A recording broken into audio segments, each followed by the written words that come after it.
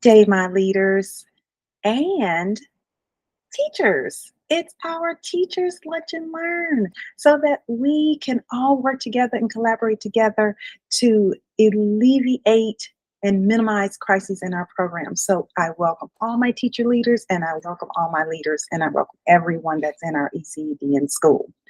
I'm Miss Regina and this is the Early Childhood Education Directors Network, just in case you didn't know.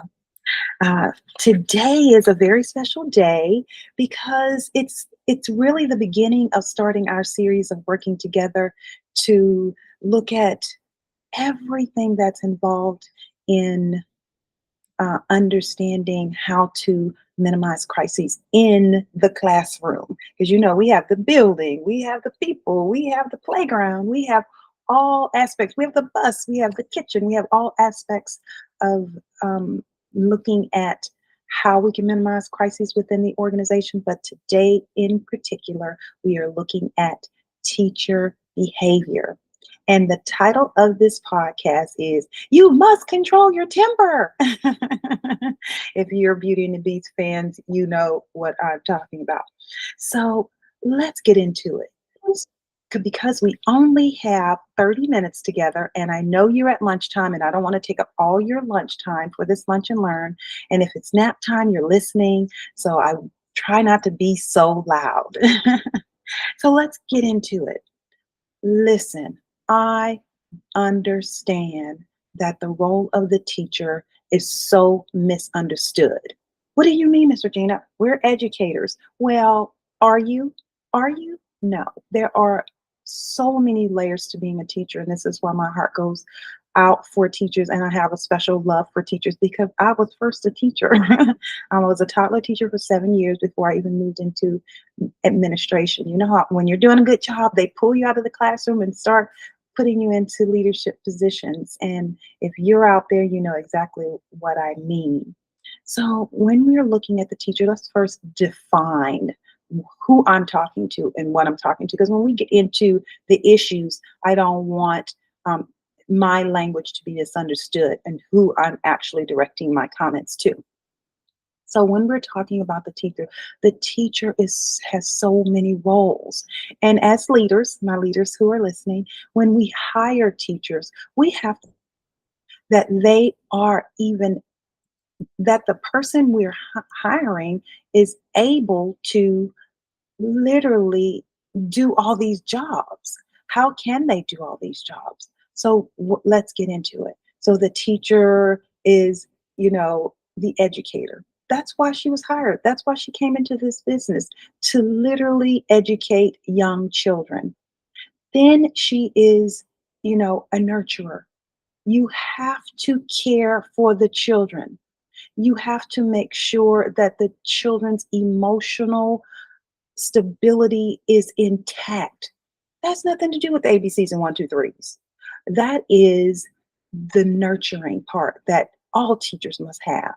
Then we have, the business part where we have to do the lesson plans and organize a classroom, understand developmentally appropriate practice, all of those business rules and regulations, policies and procedures. So the teacher has to know those things.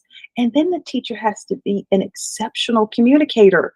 She has to be able to use her words to guide the children and her words to support the parents' initiatives because parents come with an agenda. They have the things that they would like to do. Then the teacher has to be a worker.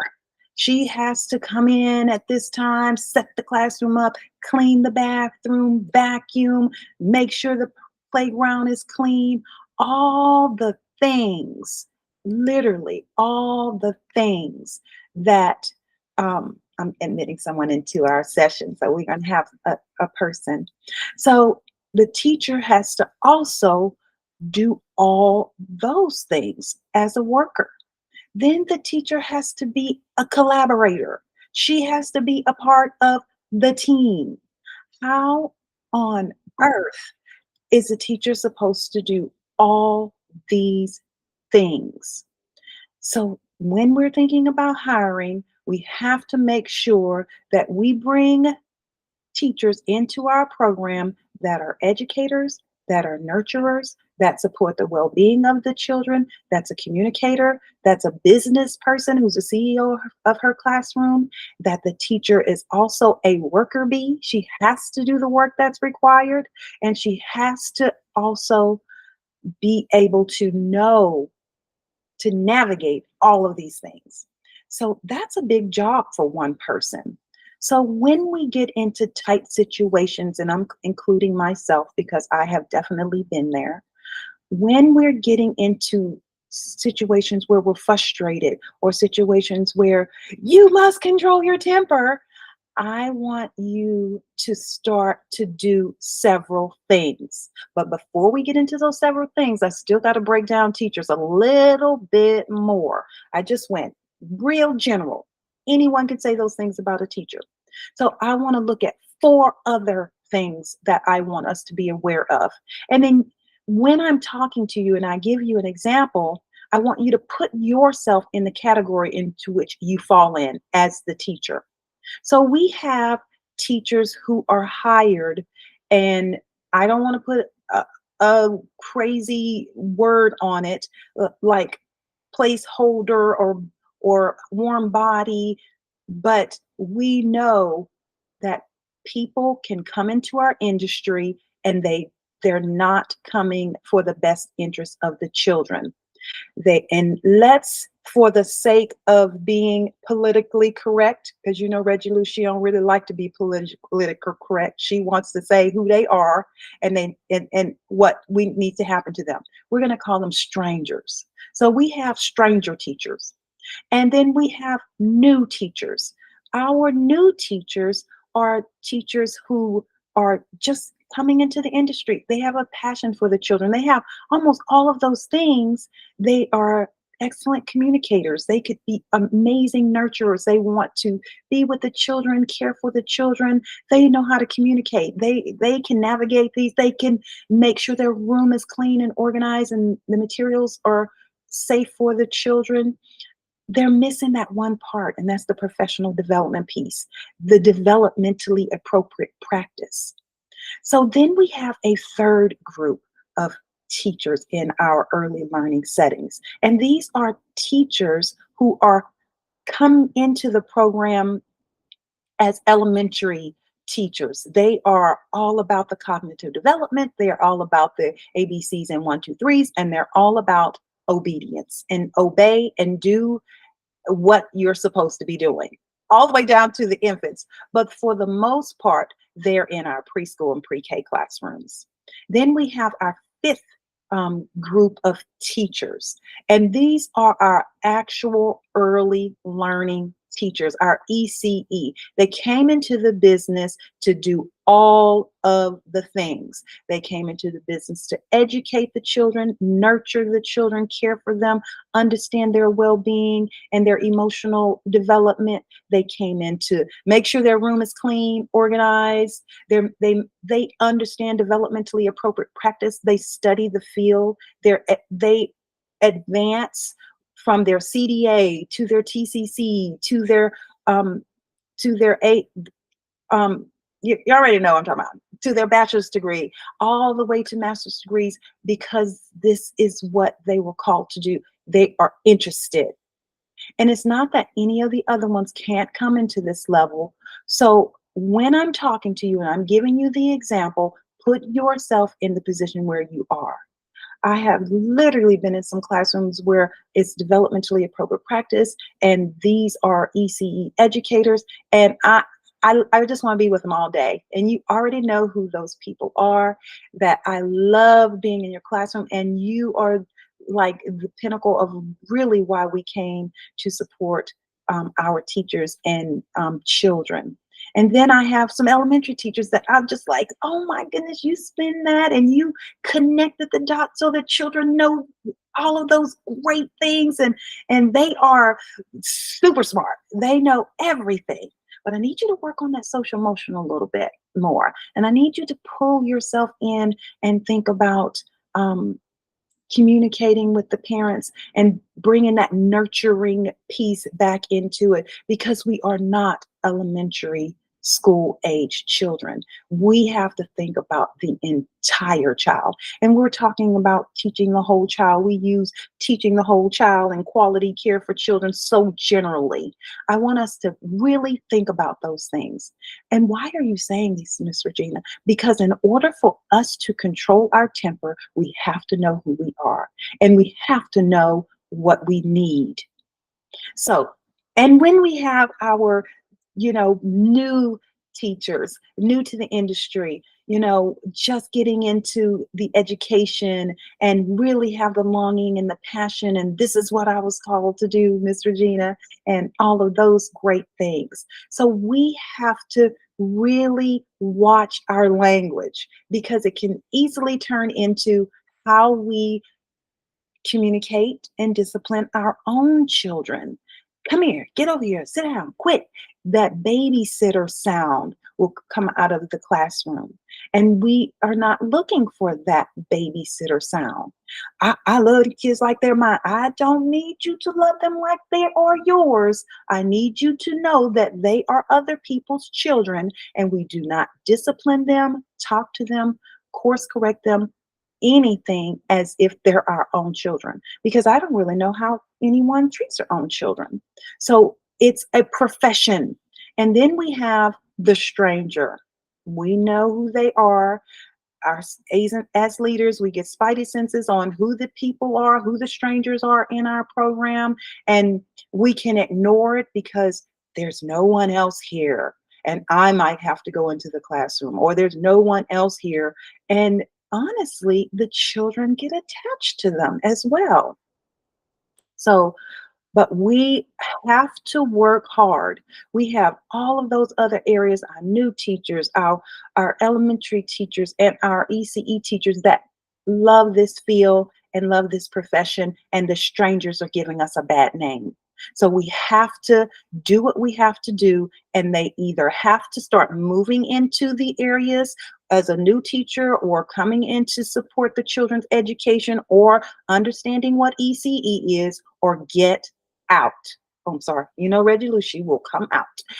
Get out of our industry. We have taken so much from getting these bad reports. Let me read one report to you from a stranger so you can get your head wrapped around why I feel the way that I feel. So I'm going to read the enforcement so that you can get a clear understanding of why I am fed up with strangers being in our program, giving all of our other teachers a bad name and giving our programs a bad name. So it was determined based on the investigation that a staff member hit a 4-month-old infant in the face with their hands multiple times and also hit the infant in the face with a baby bottle 5 times.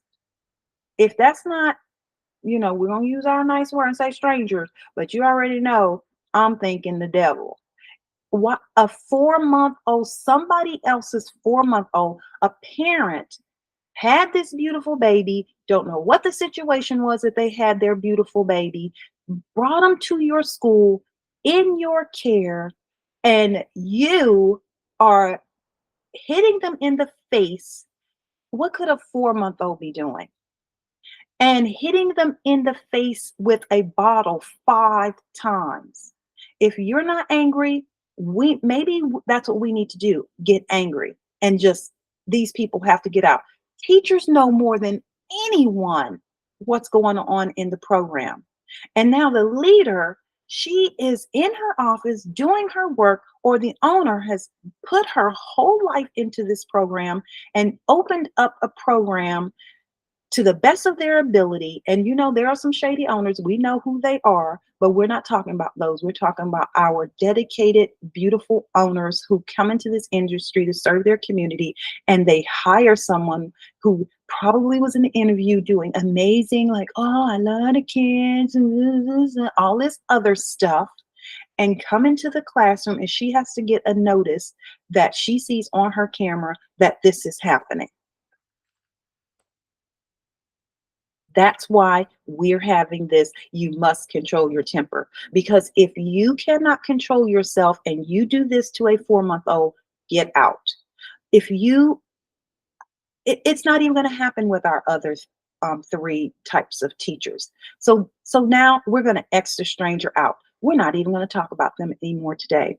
Now I'm going to talk to my teachers. I'm going to talk to my new teachers who are coming to the industry, who are doing the work to the best of their abilities, and they need to have more professional development. This is how you're going to start. I want all of us to think about all of our new teachers. We're going to think about how we can care for the emotional stability of the teachers and how we can care for the physical development of the children, the emotional development of the children and the physical development of the children. So the first thing I want you to do, honestly, is self-care. Listen, in our industry, we are literally in schools all day. Some teachers even work. They'll work the preschool, and then they'll work the after school. The school opens at 6:30. I was one of those teachers. I was literally there from 6:30 to 6:30 all day. We have leaders at work all day. It is vital that you take care of yourself. And then I see teachers in the classroom coming in with, I don't want to say names of these energy type drinks, drinking coffee all day, you know, being on their phone. The thing about being on your phone, of course, it's a violation. Of course, it takes your attention away from the children, but it also splits your attention. It creates this double mindedness in the teacher. How can you focus on your work when you are getting calls from, significant others, texts from your children, all of these other things? And it's not that I don't want you to be able to communicate with your children, because any of my teachers know that has ever worked with me, or anyone that's ever worked with me, this is our first priority: your own children and your own family. I've been in this industry a long time, and I have done it to my own child, put them before other people's children. But if you have it in your head that your children are first, we want you to be able to communicate. I don't believe in taking adults' phones and all of this other stuff. You're an adult. You know how to conduct yourself, but I don't want your mind to be split. When your mind is split, that's when you receive information from the outside and it causes additional stress to you. So if you can, have it in another place, check it every 30 minutes, check it, but do not have your phone on your person, because you're going to get dings and dings. And trust me, it's stressful. So let's think about your self care. And I'm going to go into a little bit deeper, and I hope I don't run out of time because I talk a lot. I forgot to put our timer on. So think about self care. The second step is tell yourself who you are. Who do you want to be in your classroom each day? What is it that you want to accomplish? And understand where you are. If you are one of my new teachers, use your words and tell your leader, tell your co-teacher. Don't use it as a cop out. I don't know that. I ain't gonna do that. I don't want to hear that. I want you to understand, if you don't know the words to say, ask someone what to say. If you want the child to come to you, you use this is a trick to um, talking to little children, to smaller children, especially, early childcare. If you want the child to do something, you tell them what you want them to do and not what they're doing. What are you talking about, Mr. Gina? Here's an example. If a child is standing on a chair, you tell them what you want them to do. I like the way you're sitting in that chair. Everybody's confused. Like, I'm not sitting in a chair, I'm standing in a chair. We do it with certain things automatically. If a child is running down the hallway, what do we say? Walk your feet, right? So every time you open your mouth, it should be a teachable moment because you're the teacher. So think about that. Tell yourself who you are. Say, I am a teacher. I am not a babysitter. It doesn't matter what my level is, I don't care what your level of education is. If you are coming to that door and you want to be in the classroom with the children, you are a teacher. So as a teacher, you're going to tell yourself, you're going to start training yourself and learning all of the words to say. It doesn't come overnight. Just give yourself some grace. And every time, you get a little wobbly and you want to say, get over here, quit, sit down, just reverse and say, where are you supposed to be? Just get yourself some triggers. Where are you supposed to be? And when you say your triggers, your little tip word, it also calms you down. So when I see the child running over, trying to hit another friend, and I'm like, if Reggie Lou's like, if you touch him, me and you, that's Reggie Lou. But as an educator, as a teacher, I use my words, I use my strong words, and I say the child's name. I said, Jason, how do we treat our friends? I'll see him coming over there, I'll give him the us. And all of those things. Use your triggers to calm you down, because if you don't, you're going to respond out of your emotions. And so if you see Jason going over trying to bite another child, everything in you, your fear is going to come up. Man, if he bites another child, he's hurting other children. I don't want him to hurt other children. He's just so bad. Like, all your emotions are going to come up. And I don't want your emotions to come up, because it does not help you control your temper. So in order to control your temper, here's your first tip. You're going to think about the child and who you want them to be, and you are going to use your words to tell him what he is supposed to be doing, not what he is doing. I don't want to hear come out of your mouth, don't bite your friends. I want to hear come out of your mouth, how do we treat our friends? Oh, nice touches. Oh, I like the way you're giving nice touches. He's like, I was about to. No, I like the way you give nice touches. When we think about who we are and think about who the children are, we can, okay, we got through that. And it'll take like 10 seconds. I'm not talking all day. I'm not talking about giving in to the child. It's nothing like that. It's about you. You're the only one in the classroom. Oh, Miss Regina, I'm the only one in the classroom. It's 10 children. We're just going to go with the ratio, because you know how it can be like outside the ratio. We're going to just go with the ratio. And the ratio for toddlers is what? 1 to 10? What? 1 to 8? Even if it's 1 to 6. With the infants, that is a lot of children, especially if you're inexperienced. Now, for us oldies but goodies, we've been in the industry, for quite a long time. We already got our classroom management down. We're like, oh, let me tell you something. I know who you are. I know what you do, and you're going to be over there. And it's like being an air traffic controller. You have your whole classroom totally under control. Amazing, right? Amazing. And I love to see the dance when an ECE teacher is doing that, and everyone is where they're supposed to be and doing what they're supposed to be doing. It's just beautiful to see. So keep doing those things. So now we have our seasoned teachers who, you know who you are, you know exactly what to do, you have your language down. But you know what? We are women, and we don't talk about women things and our emotions and life and all of these other things. And that's why we need to establish our culture in the organization, so we have a place to put those things. And for me, I put them in Reggie Lou, because if I don't put them in Reggie Lou, they're going to be in Miss Regina, and then Miss Regina is going to be acting. I don't need Miss Regina to act. I need her to be the teacher today. And if I need some attention with Reggie Lou, I ask for it. I know you got the S on your chest. I know you know what to do. You've been in the industry for a long time, but it's only so much a human being should be allowed to receive. I talk to my leaders, and we don't even understand that we are literally being traumatized. If you're in every day pushing, your assistant didn't come, or your assistant is there, and they don't have the education or the qualifications, and they're just running around, you have to literally, and this is tip number 3, and it'll be for every single person. I know when we say do the lesson plan, everybody's brain goes, why do we need to do the lesson plan? We don't follow them anyway. What is the point of it?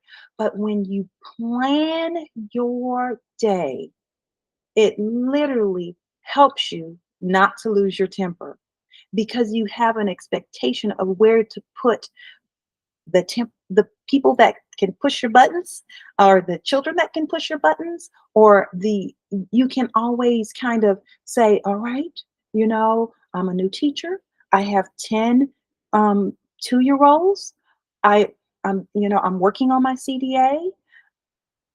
I don't even have an assistant. I'm in the classroom, and we're not going to even talk about your personal life. We're going to just leave that out. We're just going to talk about what's happening in school. you know, Everything can be a big deal. And the reason why we get fearful is because we're not meeting our goals or the outcomes. Meaning, well, every day I come in, I'm getting in trouble because he keeps biting her, and it's 10 of them. And I'm right here, I'm trying to change a diaper or help someone with their pull up, and the two are over there fighting. And then one bit the other one on the face, and now the parent wants to sue me and Calgon, take me away. The teacher, that's doing the exceptional work. She's in the classroom. She's trying to manage her classroom. She's trying to get the children prepared for the next age group, and she's doing the work that she is supposed to be doing. And all the walls fall in on her. No assistant showed up today. I'm exhausted. So if you plan your day and you know where you are supposed to be going. Let me look at the time because I am a talker. Oh, we have 5 minutes left. So, thinking about planning your day, literally on Sunday, before you even get to school, just think about what you want to do for the week. Look at your lesson plan, actually do your lesson plan, enjoy doing your lesson plan. As a new teacher, the lesson plan is the fun part. Why are you saying that? Because you get to write down what you like to do.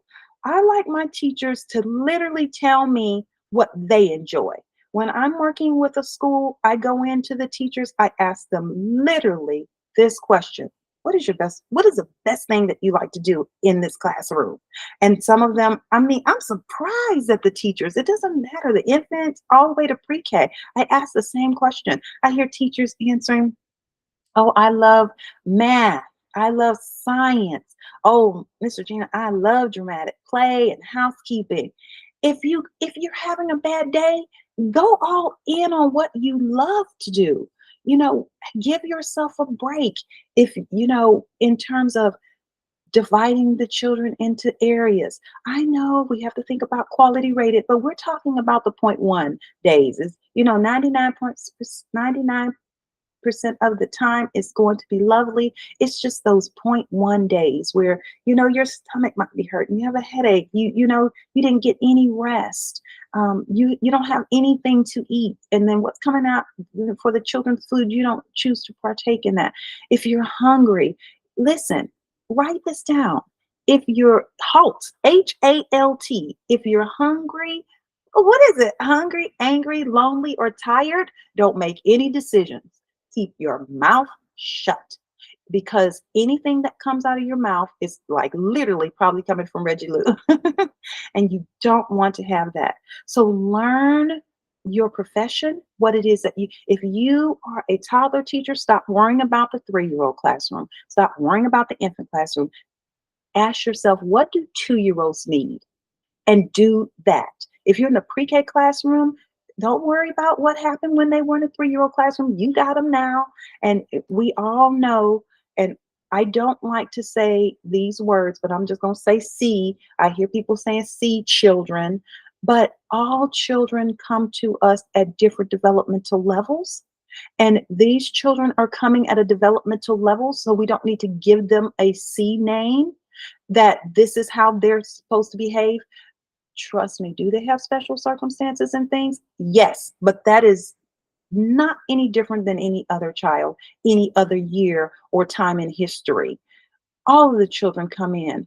I'm thinking about children come to us in different circumstances, and we have to be nurturers and caregivers for them. Don't leave out one part of your role. I'm thinking about this situation where this teacher, she is amazing teacher, not anything wrong. We get bad raps in our industry for the strangers that we stopped talking about a long time ago. But she was exhausted. She had 22 children in her pre-K, and she had this one child that would literally come in, and this is not a COVID or any other situation. That once I got there, but she lost her compassion for this child. And once I came in and understood what happened, like literally this child, he is the youngest out of another brother, and he's living in a house with three other children with his aunt because his mom died. So his mom died the same year, and he is in a strange, he knows his auntie, but he wants his mommy. And then I come in and talk to his aunt, and because she was called in that day, I just happened to be there. I'm talking to his aunt, and I'm a stranger. This is her first time laying eyes on me, and she is bawling her eyes out. I could hardly tell the story because she doesn't want to fail her sister who died. She hasn't even grieved her sister. She works as a nurse where she works the night shift. Her three children, and she has two more children. The dad literally left and abandoned the children and the auntie. No support financially and no support physically or emotionally. So this auntie has grieving her sister, feeling like she's not doing these children well. And this little boy can feel that energy, not that she doesn't love him or want him. And then she actually says these words, they might have to go into, defects. So if she's saying that to me, she said it before, and she may have said it at home. And so now this little boy comes to school and he's tearing up the classroom. The teacher has no compassion. Sit over there, don't do anything. I'm trying to teach all my other children. That's the elementary part of her. It doesn't matter. So after we got all of the components together, we all sat down, and that's why we all need to talk to each other. The parent, the leader, the teacher, the coworkers, and the community. What can we do to support this child? So you already know how stressed out the teacher was, how stressed out the parents were, how the child is behaving, because unlike us, we have character flaws, but children start to throw tantrums and do things physically to get themselves hurt or even to release some pressure or stress. So when we have those situations, we get even more traumatic experiences. And so the teacher has to do all of these things. So wrapping up, what I want you to do to control your temper, I want you to think about your self-care. Go to bed. Don't be on your phone watching a movie that means absolutely nothing. Go to bed. Pack your lunch. Eat good food. Take care of yourself. Number two, tell yourself who you are. If you're the new teacher, then say, my goal is to literally be an ECE teacher and do all of the things. What are all of the things? I'm going to look at the child. I'm going to educate children. I am going to take care, nurture and care for them. I'm going to wipe their nose. I'm not going to let them walk around the school with their nose running. I'm not going to let them walk around the school with their shoes untied. I'm going to care for the children. I'm going to understand their well-being, where they are emotionally, just like that little boy. Where is he emotionally? Probably sad, terrified, angry, lost. Who you know how moms are with their little baby boys. He was probably 4 years old, just like literally connected to this human, and he lost her, and he still has to come to school. I have teachers come to me, can't come to work because, or I'm sorry, Reggie Lou, I can't come to work, I'm feeling, and this little boy gotta come to school, and we are, ugh, sorry, Reggie Lou, come back, y'all gotta come, make me come back. Tell yourself who you are. Understand that you have to work. You gotta come to work. You gotta clean the room. You gotta clean the toys. You gotta clean the toilet. You have to make sure that that environment is safe for young children. You gotta go out to the playground and see what's going on. Please, just you have a job to do. Sitting down, waiting for your phone to ding, and telling children to go play, that's the work of strangers, and they gotta go. That's not the work of my teachers. And then last is your professional development. The professional development is the only way that the leader can help you, where you can support your trajectory in the field, where you can have an idea of who of becoming. Please understand that that's all we have. We can't, as leaders, we can't come into a grown woman's classroom as a teacher and tell her what to do. What you supposed to be doing? Why do you force the leader to treat you like a child? Yes, you force the leader to treat you like a child. What are you talking about, Miss Regina? What time did you get here? Why an adult have to tell you what time to come to work? And then, I come in, I smell the toilet before I hit the roof. Why does an adult have to tell you to take the trash out? I'll come into a classroom and the trash is overflowing. Like, what's wrong with you? Oh, sorry, that's Reggie Lou. Let me come back. What's your professional development? Who do you want to be? This is a beautiful industry. Where do you go where you can literally get hugs all day? Where do you go that you can support? If you listen to stories of great leaders, they will tell you those first 5 years, whoever cared for them, it set the foundation for their education. It set the foundation for their well-being. It set the foundation of them even learning how to organize their own life. Give all the children jobs. Why do you think it's just your job? Give the children the jobs. I look, sometimes you have to make sure that the Department of Labor don't come in on my classroom because the children are workers. They gonna at nap time. Let me tell you something. A 2-year-old's not gonna beat me at nap time. I'm not happy till they fall asleep in their food. They were like, I can't even eat. I'm so tired. As long as my arm can hold the ball, they're gonna be chasing that thing outside on the playground. They're gonna be working in the classroom. I'm gonna keep their attention, and so they're mentally fatigued. Teaching them, working with them, making them, move themselves to the next level. That's all in our professional development. Learn to enjoy this work. Why do we have to come to only strangers come into this business? Oh, I can't wait till nap time. Oh, I can't wait till these kids go home. All of these negative things, we have to stop that immediately and help them leave our profession so that we can get our wonderful reputation back, so children can stop getting hit in the face with a bottle 5 times. What kind of nonsense is that? That is, you should not even be able to have your own children or work with children anymore. You are strangers to us and you have to get out of our industry.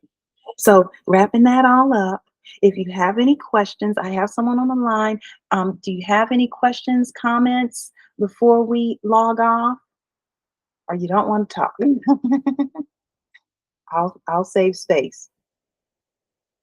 Okay, they don't want to talk.